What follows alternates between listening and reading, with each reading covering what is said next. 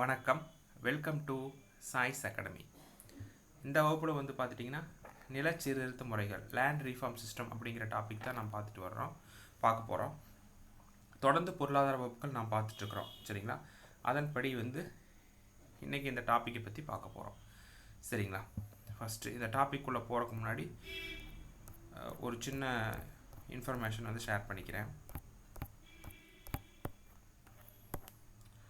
சரிங்களா? ஃபஸ்ட்டு வரி அப்படிங்கிறது எந்த மொழி சொல்லிருந்து வந்தது அப்படின்னு சொல்லி பார்த்துக்கலாம்.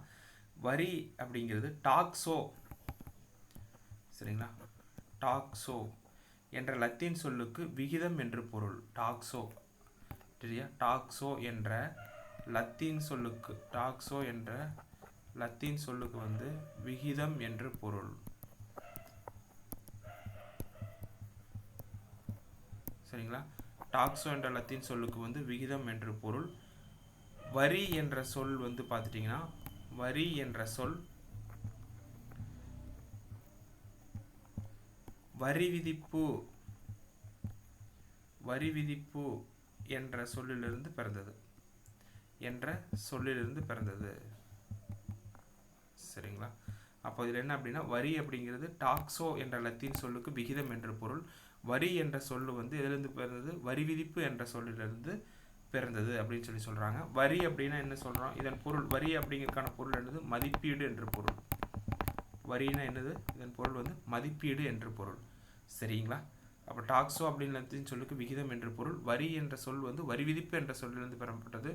வரி அப்படிங்கிறதுக்கு மதிப்பீடு என்று பொருள். சரிங்களா? இது ஃபஸ்ட்டு. அடுத்தது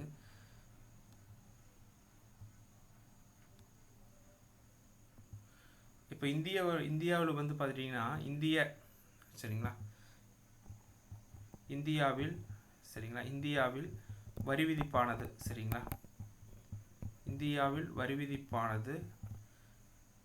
சரிங்களா, பண்டைய அஸ்தசாஸ்திரம், சரிங்களா, சரிங்களா. அஸ்தசாஸ்திரத்தை எழுதியவர் யார்? கௌடில்யர் அப்படின்னு சொல்லுவோம். அவர் தான் வந்து அஸ்தசாஸ்திரத்தை வந்து எழுதியிருப்பார். சரியா? பண்டைய இந்தியாவின் வரி விதிப்பு வந்து பார்த்துட்டிங்கன்னா பண்டைய அஸ்தசாஸ்திரம், சரிங்களா. அப்புறம்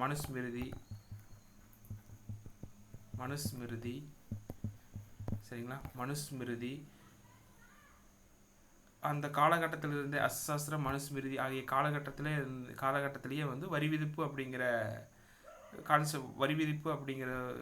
கான்செப்ட் வந்து இருந்திருக்குங்க. சரிங்களா? அதுதான் வந்து கொடுத்துருக்காங்க. இது எந்த புக்கில் இருக்குன்னா 10th புக்கில் வந்து எக்கனாமிக்ஸ் புக்கில் வந்து பாக்ஸ் பாயிண்ட்டாக கொடுத்துருப்பாங்க. அப்போ வரி விதிப்பின் வேர்கள் அப்படிங்கிறது எதுலேருந்து வந்தது? பண்டைய அர்த்தசாஸ்திரத்தில் கூடிய அர்த்தசாஸ்திரம். ஏன்னா அர்த்தசாஸ்திரம் அப்படிங்கிற நூல் வந்து ஒரு மன்னன் ஒரு நாட்டை எப்படி நிர்வாகம் செய்யணும் அப்படிங்கிறது வந்து கௌடில்யர் சொல்லியிருப்பார். சரிங்களா? இது வந்து மனுஸ்மிருதி அப்படிங்கிற நூல் வந்து பார்த்துட்டிங்கன்னா சுயவாம்பு அப்படிங்கிற எழுதியிருப்பார். அதுலேயும் வந்து வரி விதிப்பு அப்படிங்கிறத பற்றி கரெக்டாக சொல்லியிருப்பாங்க. இந்த அர்த்தசாஸ்திரத்தைக்கு வந்து இணையாக வைத்து போற்றக்கூடிய நூல் தான் நீங்கள் குப்தர் காலத்தில் படிச்சிருப்பீங்க. சரிங்களா? குப்தர் காலத்தில் வந்து குப்தர்களுடைய கருவூலத்தை பற்றி சொல்லக்கூடியது வந்து பார்த்துட்டிங்கன்னா நீதிசாரம் அப்படிங்கிற நூல் வந்து பார்த்துட்டிங்கன்னா குப்தர்களுடைய கருவூலத்தை பற்றி சொல்கிறது. நீதிசாரம் என்ற நூலை எழுதியவர் யார்? காமாந்தகர் தான் வந்து நீதிசாரம் என்ற நூலை எழுதியிருப்பார். அப்போ இதில் என்ன பார்த்தோம்? இந்திய வரி விதிப்பானது பண்டைய வரி விதிப்புலேருந்து தான் எடுத்திருக்காங்க. அதுக்கான எடுத்துக்காட்டுற நூல்கள் அஸ்தசாஸ்திரம், மனுஸ்மிருதி என்ற நூல்களில் வந்து பார்த்துட்டிங்கன்னா அந்த பண்டைய வரி விதிப்பை பற்றி கொடுத்துருக்காங்க. சரிங்களா? அஸ்தசாஸ்திரத்தை எழுதியவர் கௌடில்யர், மனுஸ்மிருதி எழுதியவர் சுயவாம்பு அப்படின்னு சொல்லி ஒரு முனிவர் வந்து எழுதிக்கிறாருங்க. சரியா? குப்தர் காலத்தில் ஒரு நூல் வந்து அஸ்தசாஸ்திரத்துக்கு ஈக்குவலாக வைக்கக்கூடிய நூல் வந்து நீதிசாரம், காமாந்தகர் எழுதிய நூல். சரிங்களா? அது வந்து அந்த குப்தர்களுடைய கருவூலத்தை பற்றி சொல்லக்கூடிய ஒரு நூலாக வந்து இது இருந்திருக்கும். சரிங்களா? இது சும்மா வாட் இஸ் வாட் அப்படின்னு சொல்லி நம்ம தெரிஞ்சுக்கிறோம். சரிங்களா? அடுத்தது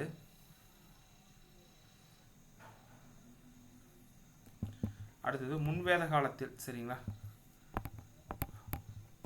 முன்வேத காலத்தில் வந்து பார்த்துட்டிங்கன்னா அரசருக்கு மக்களால்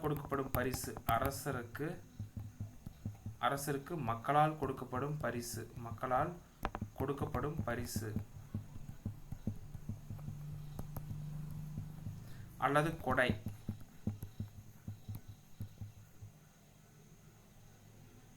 சரியா? முன்வேத காலத்தில் அரசருக்கு மக்களால் கொடுக்கப்படும் பரிசு கொடை. சரியா? கொடை. அதுதான் நான் வந்து பார்த்துட்டிங்கன்னா நாம் என்ன சொல்கிறோம், பாலி என அழைக்கப்பட்டது.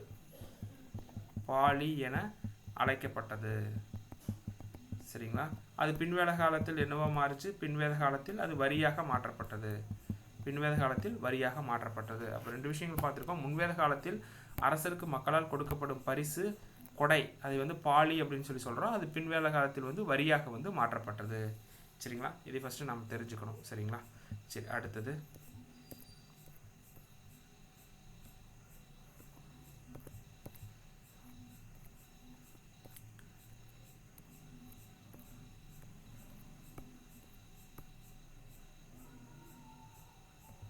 சரி, ஃபஸ்ட்டு வந்து லேண்ட் ரிஃபார்ம் சிஸ்டத்தில் வந்து ஃபஸ்ட்டு வந்து நிலச்சுவாந்தார் முறை அப்படின்னு சொல்லி வைக்கிறாங்க.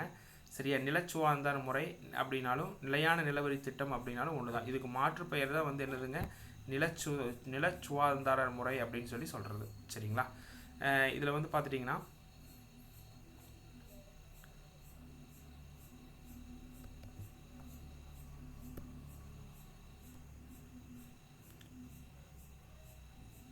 சரிங்களா, இதில் வந்து நிலையான நிலவரி திட்டம் அல்லது நிலச்சுவாந்தார முறை. சரிங்களா?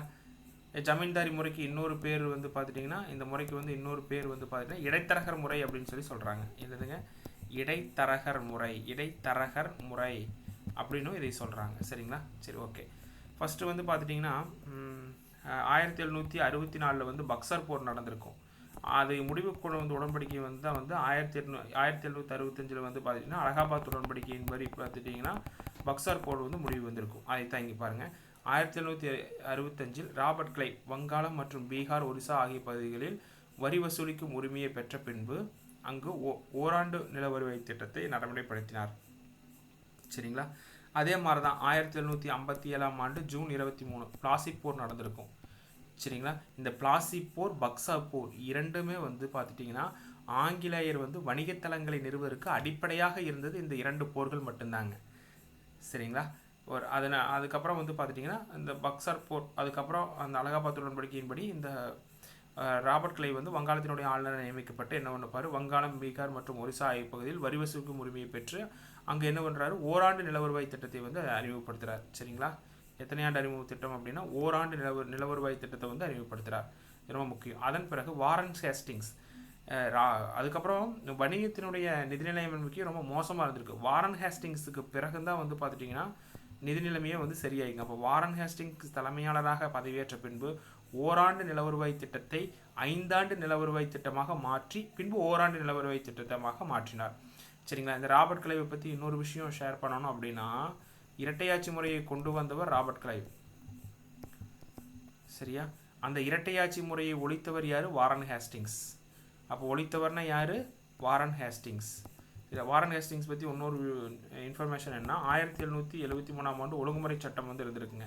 அந்த ஒழுங்குமுறை சட்டத்தின்படி 1774 ஆண்டு கல்கத்தாவில் வந்து முதல் உச்சநீதிமன்றம் இவருடைய காலத்தில் தான் தோற்றுவிக்கப்பட்டிருக்கும். சரிங்களா? இது எக்ஸ்ட்ராவாக நாம் வந்து என்ன தெரிஞ்சுக்கலாம். அடுத்தது காரன்வாலிஸ் பிரபு தலைமையாளராக பிறகு இத்திட்டத்தை 10 ஆண்டு நில வருவாய் திட்டமாக 1793 மாற்றினார். இப்போ காரன்வாலிஸ் பிரபு தான் யாருங்க, இந்திய குடிமை பணிகளின் தந்தை அப்படின்னு சொல்லி சொல்லுவோம். குடிமை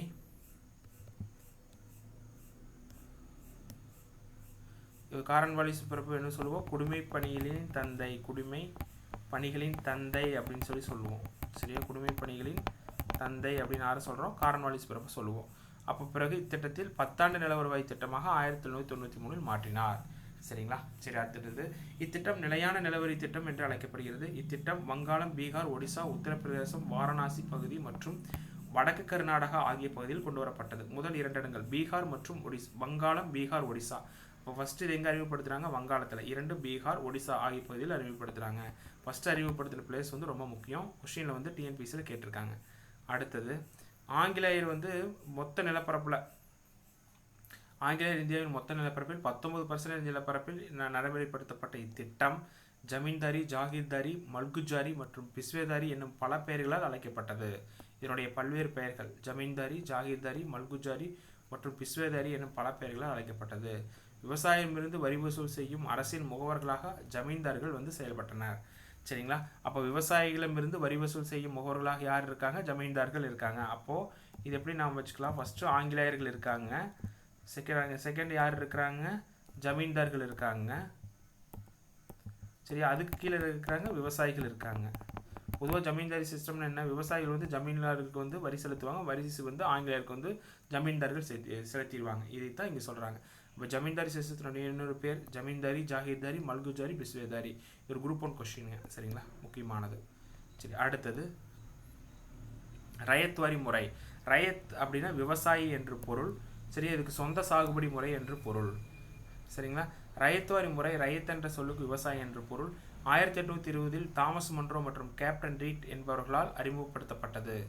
யார் அறிமுகப்படுத்துகிறாங்க? யாருங்க? 1820 தாமஸ் மன்றோ மற்றும் கேப்டன் ரீட் என்பவர்களால் அறிமுகப்படுத்தப்பட்டது. இம்முறை மதராஸ், பம்பாய், அசாம் பகுதிகள் மற்றும் கூர்க் ஆகிய இந்திய மாகாணங்களில் கொண்டு வரப்பட்டது. ஃபர்ஸ்ட் எங்கே கொண்டு வந்தாங்க? அதுதான் ரொம்ப முக்கியம், மதராஸ். சரிங்களா. அப்போ ரயத்வாரி முறையினால மதராஸ். இம்முறையின் மூலம் நிலத்தின் உரிமையானது விவசாயிகள் வசம் ஒப்படைக்கப்பட்டது. இதனால் விவசாயிகள் நிலத்தின் உரிமையாளராக இருந்தனர். விவசாயம் இருந்து டைரெக்டாக ஆங்கிலேயர் வரி வசூல் பண்ணிக்கிறாங்க. தொடக்கத்தில் நில வருவாயானது விளைச்சலில் பாதி என நிர்ணயிக்கப்பட்டது. இப்போ 100 இருக்குது அப்படின்னா 50% வந்து பாதி அப்படின்னு சொல்லி நிர்ணயம் பண்ணியிருந்தாங்க. அதுக்கப்புறம் பின்னர் தாமஸ் மன்றோ அவர்களால் விளைச்சலில் 1/3 குறைக்கப்பட்டது. இந்த தாமஸ் மன்றோ ரொம்ப முக்கியமான ஆளுங்க. சரிங்களா, அவரை பற்றி பின்னாடி நாம் பார்ப்போம். உண்மையில் அரசானது விவசாயமிருந்து நில வருவாயாக அல்லாமல் குத்தகையாக வசூலிக்கப்பட்டது. இந்த வரி குத்தகையெல்லாம் இருக்குல்லங்களா, இதை பற்றி சொல்லணும் அப்படின்னா, இப்போ ஏன் ஆங்கிலேயர் வந்து நம்ம மேலே இந்த வரியை டேக்ஸாக கலெக்ட் பண்ணாங்க அப்படின்னா, 1947 இந்தியா சுதந்திரம் அடைந்தப்போ 7 இராணுவ தளவாடங்கள் மட்டும்தான் இந்தியாவில் இருந்ததுங்க. பெரிய தொழில் வளர்ச்சியெல்லாம் எதுவுமே கிடையாது. பொருளாதாரம் மிக பின்தங்கிய நிலையில் இருந்தது. அவங்க என்ன பண்ணாங்க? நம்ம உடம்பு வந்து நிலத்தை வந்து குத்தகைக்கு விட்டு அந்த விளைச்சல் பகுதியாக வரியை வந்து வசூல் பண்ணியிருந்தாங்க. சரிங்களா. ஏன்னா உழைக்காமல் வரக்கூடியது தான் அந்த வரி அப்படிங்கிறது. வரி அவங்க டேக்ஸாக கலெக்ட் பண்ணிட்டு இருந்தாங்க. அதுதான் கான்செப்ட். சரிங்களா. அரசு விளைச்சலில் 45% 50% வரியாக நிர்ணயம் செய்தது. அரசு ஜமீன்தாருக்கு பதிலாக விவசாயியை சுரண்டியது. இப்போ எப்படி இதை வந்து டேக்ஸ் வந்து கலெக்ட் பண்ணாங்க அப்படின்னு பார்த்தோம் அப்படின்னா, இப்போ ஆங்கிலேயர் இருக்காங்க இல்லைங்களா, ஆங்கிலேயர் இருக்காங்க இல்லையா, டைரெக்டாக வந்து ஆங்கிலேயர் கீழே என்ன பண்ணுறாங்க? விவசாயிகள் இருக்காங்க. அப்போ விவசாயிகளை என்ன பண்ணுறாங்க? டைரெக்டாக ஆங்கிலேயருக்கு வந்து டேக்ஸ் பே பண்ணுறாங்க. அதை இங்கே கொடுத்துருக்காங்க. சரிங்களா. இப்போ இது யார் அறிமுகப்படுத்தினாங்க? தாமஸ் மன்றோ மற்றும் கேப்டன் ரீட் ஆகியோரால் வந்து அறிமுகப்படுத்தப்பட்டது மதராஸ், பம்பாய், அசாம் பகுதிகளில். சரிங்களா. அடுத்தது இனவாரி முறை அல்லது மகள்வாரி முறை. இது இன்னொரு பேர் வந்து இனவாரி முறை. அடுத்த மூன்றாவது பார்க்கக்கூடியது வந்து, சரிங்களா, இனவாரி முறை அல்லது மகள்வாரி முறை. மகள்னா கிராமம் என்று பொருள். சரிங்களா.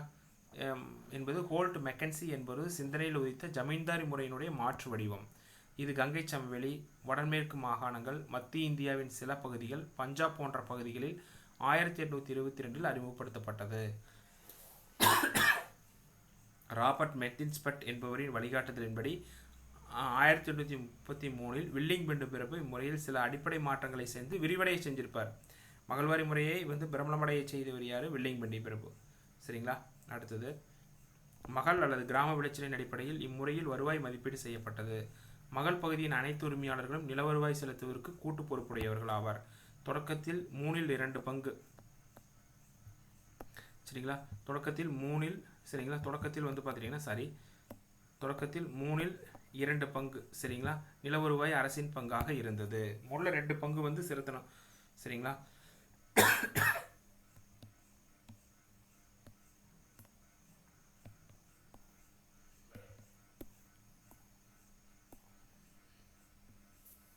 பின்னர் வில்லியம் பெண்டிங் பிரபு. வில்லியம் பெண்டிங் பிரபு உங்களுக்கு தெரியும் இல்லைங்களா, 1829 வந்து பார்த்தீங்கன்னா சதி ஒழிப்பு வந்து முக்கியமான இவர் காலகட்டத்தில் தான் நடந்திருக்கு. வில்லியம் பெண்டிங் பிரபு மொத்த விளைச்சலில் நில வருவாயானது 50% குறைத்தார்.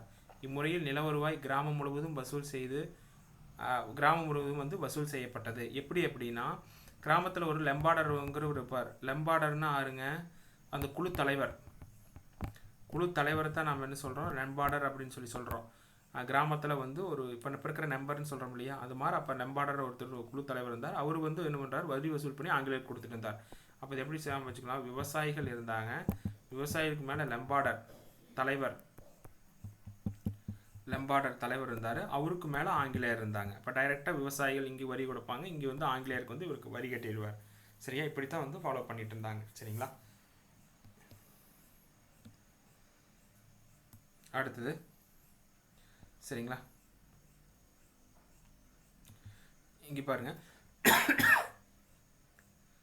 இந்தியா சுதந்திரம் அடைந்த போது 1951ஆம் ஆண்டு ஜமீன்தாரி முறை ஒழிப்பு சட்டம் கொண்டு வரப்பட்டது.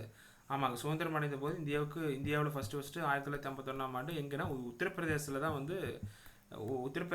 வந்து முதல்ல ஜமீன்தாரி ஒழிப்பு சட்டம் கொண்டு வரப்பட்டது. யாரால் அப்படின்னா நேரு அவர்கள் வந்து அப்போதைய பிரதமர். சரியா, பிரதமர் நேரு அவர்கள் கொண்டு வரப்பட்டது. அதுக்கு முதன்மை காரணமாக இருந்தவர் யாருன்னா சரண் சிங். சரிங்களா, இவர் பிரதமராகவும் இருந்திருக்கார் சரண் சிங். சரிங்களா, அடுத்தது அதே மாதிரி இடைத்தரகர் நீக்கும் சட்டம் 1948 சென்னை மாகாணத்தில் அறிமுகப்படுத்தப்பட்டது. இடைத்தரகர்கள் நீக்கும் சட்டம் 1948 சென்னை மாகாணத்தில் அறிமுகப்படுத்தப்பட்டது. இது ரொம்ப முக்கியமான ஒரு இதுங்க. சரிங்களா, சரி, அப்போ இதில் என்ன பண்ணணும், லெம்பார்டர் இருப்பார். லெம்பார்டர் வந்து ஆங்கிலேயருக்கு வடிகட்டினார். இந்த முறை எங்கெங்கே ஃபஸ்ட்டு கொண்டு வந்தால், முதலில் ஆக்ரா, அயோத்தி போன்ற இடங்களில் ஃபஸ்ட்டு அமல்படுத்தப்பட்டது. ஆக்ரா, அயோத்தி ஆகிய இடங்களில் வந்து இது வந்து ஃபஸ்ட்டு அமல்படுத்துகிறாங்க. சரிங்களா, 3 முறை நம்மளுக்கு தெளிவாக இருக்குன்னு நினைக்கிறேன். ஃபஸ்ட்டு என்ன, நிலையான நிலவரி திட்டம். ஃபஸ்ட்டு ராபர்ட் கிளை வந்து வங்காளம், பீகார் ஒரு ஓராண்டு நிலவரியை அறிமுகப்படுத்துகிறார். அப்புறம் வாரன் ஹேஸ்டிங்ஸ் அவர் என்ன பண்ணுறாரு, தலைமையாளராக பதவியேற்ற பின் ஓராண்டு நிலவரி திட்டம் 5 ஆண்டாக மாற்றுறாரு. அப்புறம் காலன்வாலிஸ் பிரபு 10 ஆண்டாக மாற்றுறாரு. இது ஜமீன்தாரி, ஜாகிர்தாரி, மல்குதாரி அப்படின்னு சொல்லி அழைக்கிறோம். ஃபஸ்ட்டு வங்காளம். ரைத்னா விவசாயி என்று பொருள். ரைத் வரிமுறை செகண்டு. ரைத்னா விவசாயி தாமஸ் மொன்ரோ மற்றும் கேப்டன் டி டென்புள்ள அறிமுகப்படுத்தப்பட்டது. இது ஃபஸ்ட்டு தமிழ்நாட்டில் தான் ஃபஸ்ட் அறிமுகப்படுத்தினாங்க. சரிங்களா, அடுத்தது மகள்வாரி முறை. மகள்னா கிராமம். ஹோல்ட் மெக்கன்சி அப்படிங்கிற சிந்தனையில் உயர்த்தது ஜமீன்தாரி முறையின் மாற்று வடிவம். சரிங்களா, இந்தியாவின் சில அதாவது 1822 அறிமுகப்படுத்தப்பட்டது. ராபர்ட் மெத்தின்ஸ்பட் என்பவரின் வழிகாட்டுதலின்படி வில்லியம் பெண்டி பிரபலம் அடைய செஞ்சார். சரியா, இதில் முக்கிய இந்தியா சுதந்திரம் அடைந்த போது முதல்ல ஜமீன்தாரி ஒழிப்பு சட்டம் எங்கே கொண்டு வரப்பட்டது, உத்தரப்பிரதேசத்தில் கொண்டு வந்தாங்க. சென்னை மாகாணத்தில் இடைத்தரகர் நீக்கும் சட்டம் எப்போ கொண்டு வரப்பட்டது, 1948. இந்த முறை எங்கெங்கே, இந்த மகள்வாரி முறை எங்கெங்கே ஃபஸ்ட்டு அறிமுகப்படுத்துகிறாங்க அப்படின்னா ஆக்ரா, அயோத்தி போன்ற இடங்களில் அமல்படுத்தப்பட்டது. இப்போ 3 முறைகள் கம்ப்ளீட்டாக வந்து முடிச்சாச்சுங்க. சரிங்களா, இத்திட்டத்தில் அதிகமான வரிச்சுரிமைகள் அனைத்தும் விவசாயிகள் மீதே விழுந்தது. கிராம தலைவர் கிராம மக்களிடையே இடைத்தரகர். இப்போ இந்த மகள்வாரி முறை இடைத்தரகராக லெம்பார்டர் பார்த்தோம் இல்லைங்களா, அவர் தான் இடைத்தரகராக செயல்படுறார். சரிங்களா, சரி, ஓகே, 3 முறைகள் பார்த்தாச்சு. அடுத்து பூமிதான இயக்கம். இது நாம் தெரிஞ்சுக்கணும். பூமிதான இயக்கம் என்பது இந்தியாவில் பெரும் நில உரிமையாளர்கள் நிலமில்லாதோருக்கு தானாக முன்வந்து நிலக்கொடையை அளித்தல் பூமிதான இயக்கம் எனப்படும். பெருசாக வந்து நில சொத்து வச்சுருந்தாங்க அப்படின்னா இல்லாதவர்களுக்கு அந்த நிலத்தை கொடுக்கறது. பூமிதான இயக்கம் 1951ஆம் ஆண்டு ஆச்சரிய வினோபாவால் தொடங்கப்பட்டது. ஆந்திர மாநிலம் பேச்சம்பள்ளி அப்படிங்கிற கிராமத்தில் தொடங்கியிருப்பாருங்க. இவருக்காக பாரத ரத்னா விருது 1983 வழங்கப்பட்டதுக்கு. சரிங்களா, வினோபாவின் பூமிதான இயக்கத்தை வந்து கொண்டு செல்றதுக்காக அகில இந்திய சர்வோதய சமாஜம் அப்படிங்கிற அமைப்பை வந்து இவர் உருவாக்கியிருப்பார். யார், ஆச்சரிய வினோபாவை. இந்த இயக்கத்தை கொண்டு செல்றதுக்காகத்தான் வந்து இந்த அமைப்பை வந்து தொடங்கியிருப்பார். சரிங்களா, சரி, அடுத்தது சரிங்களா, இது வந்து பூதான் வாரியம் அப்படிங்கிறது ஒரு தன்னார்வ அமைப்பு. தன்னார்வெல்லாம் சேர்ந்து பூதான் வாரியம் அமைப்பு தொடங்குனது அப்படின்னா 1958. சும்மா தெரிஞ்சுக்கிறதுக்காக கொடுத்துருக்கோம். சரிங்களா, பூதான் வாரியம் தன்னார்வ அமைப்பு தொடங்கப்பட்டது 1958, தெரிஞ்சுக்கலாம். அடுத்தது முக்கியமான சட்டங்கள்ங்க எங்கெங்கே. சரிங்களா, இந்த சட்டங்கள் வந்து முக்கியமாக வந்து நம்ம ஞாபகம் வச்சுக்கணும். ஜமீன்தாரி ஒழிப்பு சட்டம் கொண்டு வரப்பட்ட ஆண்டு 1949. சரியா, இங்கே சென்னை ஃபஸ்ட்டு உத்தரப்பிரதேசத்தில் கொண்டு வந்து அதுக்கப்புறம் பீகாரில் கொண்டு வந்தாங்க. சரிங்களா, அப்புறம் சென்னை அந்த மாதிரி பீகார், அசாம் பகுதியில் கொண்டு வரப்பட்டது. நிலச்சட்டம் கொண்டு வரப்பட்டது 1952. இது ரொம்ப முக்கியம். தமிழ்நாடு குத்தகை பாதுகாப்பு சட்டம் கொண்டு வரப்பட்டது 1955. தமிழ்நாடு குத்தகை விலை நிர்ணய சட்டம் 1956. தமிழ்நாடு நில உச்சவரம்பு சட்டம் 1961. இச்சட்டத்தின்படி தமிழ்நாட்டில் 30 ஏக்கராக காமராஜர் ஆட்சி காலத்தில் நிர்ணயிக்கப்பட்டது. பின்பு 1971ஆம் ஆண்டு நில உச்சவரம்பு சட்டத்தின்படி 30 ஏக்கராக இருந்த சட்டம் 15 ஏக்கரார்களாக கருணாநிதி அவர்களால் நியமிக்கப்பட்டது. ஒரு குறிப்பிட்ட அளவு மட்டும்தான் சொத்து வச்சிருக்கணும் அப்படின்னு சொல்கிறதா இதனுடைய இதுங்க. தமிழ்நாடு விவசாயிகள் பாதுகாப்பு சட்டம் கொண்டு வரப்பட்டது 2011. தமிழ்நாடு வேளாண் தொழிலாளர் நியாய ஊதிய சட்டம் 1969. நிலச்சட்டம் ஏற்கனவே பார்த்தோம். இந்த சட்டங்கள்லாம் எதுக்கு கொண்டு வந்தாங்கன்னா விவசாயிகள் பாதுகாப்புக்காக கொண்டு வரப்பட்டது. இதில் இன்னொரு முக்கியமான சட்டம் அப்படி என்னன்னா, ராஜாஜி அவர்கள் காலகட்டத்தில் சரிங்களா. யார்? ராஜாஜி. சரிங்களா. ராஜாஜி அவர்கள் காலகட்டத்தில் வந்து தஞ்சை பண்ணையாள் பாதுகாப்பு சட்டம்னு ஒரு சட்டம் கொண்டு வந்துருவார். தஞ்சை பண்ணையாள் பாதுகாப்பு சட்டம். சரிங்களா. தஞ்சை பண்ணையாள் பாதுகாப்பு சட்டம் அப்படின்னு சொல்லிட்டு ஒரு சட்டம் வந்து கொண்டு வந்திருப்பாருங்க. சரிங்களா. அது எப்போனா 1952. சரிங்களா. இது கிளியராகவே பார்த்துருவோம். சரிங்களா.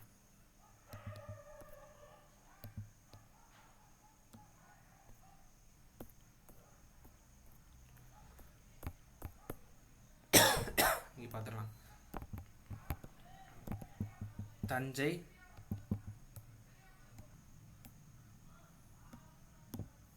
இங்கே வந்து பார்த்துட்டிங்கன்னா தஞ்சை பண்ணையாள் பாதுகாப்பு சட்டம். தஞ்சை பண்ணையாள் பாதுகாப்பு சட்டம். சரிங்களா. தஞ்சை பண்ணையாள் பாதுகாப்பு சட்டம். சரிங்களா. 1952 வந்து கொண்டு வருப்பாங்க. அப்போ முதலமைச்சராக இருந்தவர் யார்? ராஜாஜி வந்து முதலமைச்சராக இருந்தார். எதுக்கு அப்படின்னா இந்த சட்டம் எதுக்கு கொண்டு வந்தாங்க அப்படின்னா தஞ்சாவூரில் வந்து குத்தகைக்காரர்கள் பாதுகாப்புக்காக கொண்டு வரப்பட்டதான் தஞ்சை பண்ணையாள் பாதுகாப்பு சட்டம். இதை வந்து அது கூட சேர்த்து நாம் வச்சுக்கலாம். சரிங்களா. சரி, அடுத்தது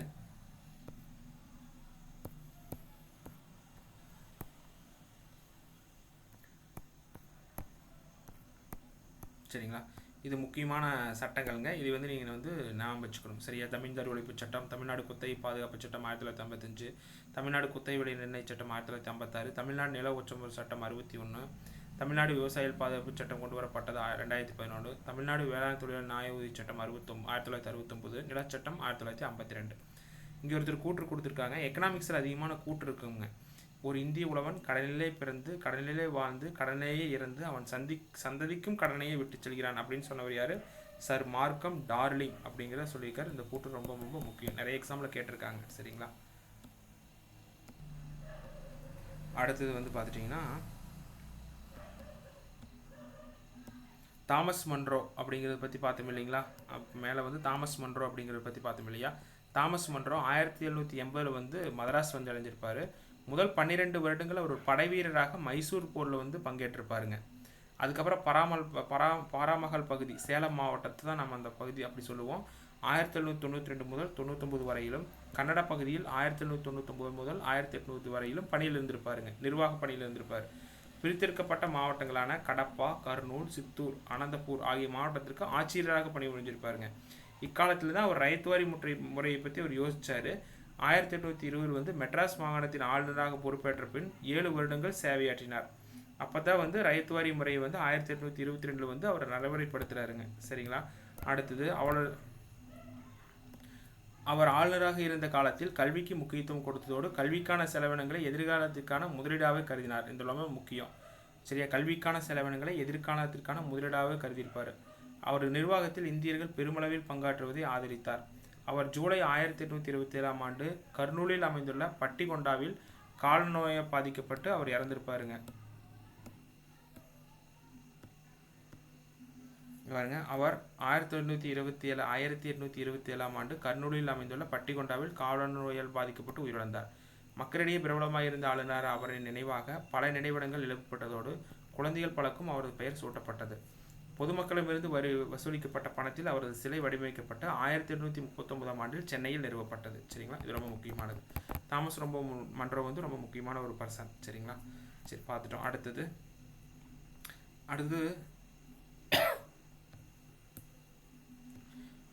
சரிங்களா. நிலச்சீர்திருத்த முறைகளில் வந்து பார்த்துட்டிங்கன்னா அதோட கம்ப்ளீட் ஆயிடுச்சு.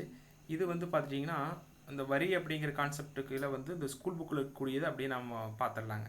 வரி மற்றும் அதன் முக்கியத்துவம். இயற்றலும் ஈட்டலும் காத்தலும் காத்த வகுத்தலும் வல்லதரசு. இதை சொன்னவர் யார்? திருவள்ளுவர். சரிங்களா. இது எதுக்கு அப்படின்னு பார்த்துட்டிங்கன்னா இயற்றல் அப்படின்னா பொருள் வரும் வழிகளை மேன்மேலும் உண்டாக்கல். இயற்றல் அப்படின்னா பொருள் வரக்கூடிய வழிகளை வந்து பார்த்துட்டிங்கன்னா மேன்மேலும் வந்து உண்டாக்குறது. இதை இயற்றல். ஈட்டல் அப்படின்னா வந்த செல்வத்தை வந்து ஒரு வழி தொகுக்கிறது. ஈட்டல் அப்படின்னா தொகுப்பு. செல்வத்தை வந்து தொகுப்புறது, தொகுப்பு. சரியா. பொருள் வரும் வழிகளை மேன்மேலும் உயர்த்துதல் அப்படின்னா ஈற்றல். வந்த செல்வத்தை வந்து தொகுக்கணும். அதுக்கப்புறம் வந்த செல்வத்தை காக்கணும். சரியா. காத்த செல்வத்தை என்ன பண்ணணும்? வகுத்து பிரித்து கொடுக்கணும். சரிங்களா. இதைத்தான் சொல்லுது வல்லதரசு அப்படின்னு சொன்னவர் யார்? திருவள்ளுவர். சரிங்களா. அடுத்தது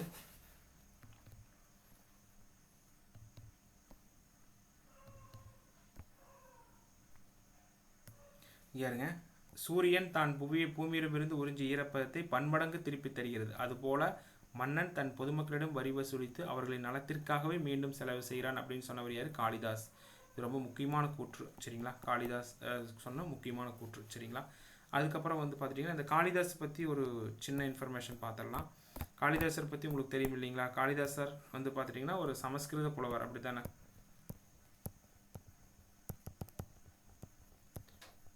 யார்? சமஸ்கிருத புலவர் சரியா. இவர் யார்? இரண்டாம் சந்திரகுப்தனுடைய அவையில் வந்து இருந்திருப்பார். நவரத்தினங்களில் வந்து பார்த்துட்டிங்கன்னா இரண்டாம் சந்திரகுப்தனுடைய அவையில் வந்து முக்கியமான ஒரு ஆள். காளிதாசர் சமஸ்கிருத புலவர், இரண்டாம் சந்திரகுப்தனுடைய அவையில் இருந்திருப்பார். இவர் எழுதின நூல்கள் வந்து பார்த்துட்டிங்கன்னா ரொம்ப முக்கியம் சரிங்க. ரகுவம்சம், அடுத்தது குமார சம்பவம், அடுத்தது மேக தூதம், அப்புறம் சாகுந்தலம், அப்புறம் வந்து ருது சம்ஹாரம், அடுத்தது மாளவி காக்கினி மித்திரம், அடுத்தது விக்ரம ஊர்வசியம் சரிங்களா. ஃபர்ஸ்ட் ரகுவம்சம், குமார சம்பவம், மேகதூதம், சாகுந்தலம், ருதுசம்ஹாரம், மாளவிகன மித்திரம், விக்ரம ஊர்வசியம் இதெல்லாம் வந்து அவர் எழுதின நூல்கள் சரியா. அதுவும் இல்லாமல் இவருக்கு என்ன சொல்லுவோம்? இந்தியாவின் ஷேக்ஸ்பியர் என அழைக்கக்கூடியவர் யாருங்க? காளிதாசர். இந்தியாவின் ஷேக்ஸ்பியர் என அழைக்கக்கூடியவர் யாருங்க? காளிதாசர் சரிங்களா. ஜஸ்ட் வந்து ஒரு இன்ஃபர்மேஷன் சரிங்களா. அதை நாம் பார்த்துருக்கோம் சரிங்களா. அடுத்து வந்து பார்த்துட்டிங்கன்னா பேராசிரியர் செலிக்மேன் அவர்களுடைய கூற்று சரிங்களா. அவர் என்ன சொல்கிறாரு? வரிகள் என்பவை ஒருவர் அரசுக்கு செலுத்த வேண்டிய கட்டாய பங்களிப்பு அப்படின்னு சொல்கிறவர் யார்? செலிக்மேன். இது அப்படியே எக்ஸாம்பிள் கேட்டுருவாங்க, ரொம்ப முக்கியம். அப்புறம் வரி விதிப்பு கோட்பாட்டை கூறியவர் ஆடம் ஸ்மித் சரிங்களா. போன கிளாஸில் பார்த்தோம் வரி வந்து 2 வகைப்படும், நேர்முக வரி, மறைமுக வரி. வரி விதிப்பு கோட்பாடு 4 வகைப்படும். வரி விதிப்பு கோட்பாட்டை கூறியவர் யார்? ஆடம் ஸ்மித் சரிங்களா. சமத்துவ விதி, உறுதிப்பாட்டு விதி, வசதி விதி, சிக்கன விதி. அவர் வரி விதிப்புக்குன்னு ஒரு கோட்பாடு சொல்கிறார். வரி இப்படி இருந்தால் நல்லா இருக்கும் அப்படின்னு சொன்னவர் தான் யாருங்க? ஆடம் ஸ்மித், பொருளாதாரத்தினுடைய தந்தை. சமத்துவ விதின்னு என்னது? அனைவரும் சமமாக வரி செலுத்த வேண்டும் என்பது பொருளன்று. வரியானது எளிமையானதாகவும் நியாயமானதாகவும் இருக்கணும். உறுதிப்பாட்டு விதி, வரி செலுத்துவோருக்கு உறுதிப்பாட்டு தன்மையை விதி தருகிறது. பொருளாதாரத்தில் ஏற்படும் அனைத்து வீண் செலவுகளும் தவிர்க்கப்படுகின்றன. வசதி விதி, வரி செலுத்துவோருக்கு அதிகபட்ச வசதிகளை வழங்கும் வகையில் வரி விதிக்கப்பட்டு வசூலிக்கப்படுகிறது. இப்போ ஆன்லைன்லாம் கொண்டு போய் செலுத்துறோம் இல்லைங்களா, அப்போ அது ஒரு வசதி, இன்ஃப்ராஸ்ட்ரக்சர். சிக்கன விதி, வசூலிக்கப்படும் வரியிலிருந்து குறைந்த அளவிலேயே தொகை வசூலிக்கப்பட வேண்டும். வசூலிக்கப்பட்ட தொகை அரசு கருவூலத்தில் இருப்பு வைக்கப்பட வேண்டும். இது சிக்கன விதி. அவர் ஒரு கோட்பாடுகள் சொல்லியிருக்கிறார், 4 கோட்பாடுகள். அடுத்தது வரி விதிப்பினுடைய வகைகள். விகிதாச்சார வரி, வளர்வீத வரி, தேய்வீத வரி. அப்போ வரி 2 வகைப்படும், வரி விதிப்பு கோட்பாடு 4 வகைப்படும். அது சொன்னவர் ஆடம் ஸ்மித். வரி விதிப்பு வகைகள் அப்படின்னா 3 சரியா. விகிதாச்சார வரி என்னது? அனைவருக்கும் ஒரேமான வரி விதிப்பு முறை. 1000 ரூபா சம்பாதிச்சாலும் 10% தான், 5000 ரூபா சம்பாதிச்சாலும் 10% தான். வளர்வீத வரி, ஒருவர் வருமானம் அதிகரிக்கும் போது அதுக்கேற்ப வரி விகிதம் அதிகரிப்பது வளர்வீத வரி அப்படின்னு சொல்கிறாங்க சரிங்களா. அடுத்தது தேய்வீத வரி. வளர்வீத வரிக்கு எதிரானதாக உள்ளது. வருமானம் அதிகமாக ஈட்டுபவருக்கும் குறைவான ஈட்டுபவருக்கும் ஒரே மாதிரியாக விதிக்கப்படும் வரி தேய்வீத வரியாகும் சரிங்களா. இதை நாம் பார்த்துருக்கோம். ஒரு அரசின் திறனுக்கேற்ப வரிகளை உயர்த்தும் திறனே நிதித்திறன் எனப்படும். இது ரொம்ப முக்கியமான பாயிண்ட். என்னது? ஒரு அரசின் திறனுக்கேற்ப வரிகளை உயர்த்துவது நிதித்திறன் எனப்படும் சரிங்களா. சரி, ஓகே. இந்த கிளாஸில் வந்து பார்த்துட்டிங்கன்னா என்னென்ன பார்த்துருக்கோம்? லேண்ட் ரிஃபார்ம் சிஸ்டம், நிலச்சீர்திருத்த முறைகள் பார்த்துருக்கோம். அதுக்கப்புறம் வந்து பார்த்துட்டிங்கன்னா வரி மற்றும் அதன் முக்கியத்துவம் சரிங்களா. இது வந்து உங்கள் ஸ்கூல் புக்கில் இருக்குது. அது கூடவே நாம் சேர்த்து வந்து இதையும் நாம் பார்த்துட்டோம் சரிங்களா. ரொம்ப முக்கியமான பாடம்.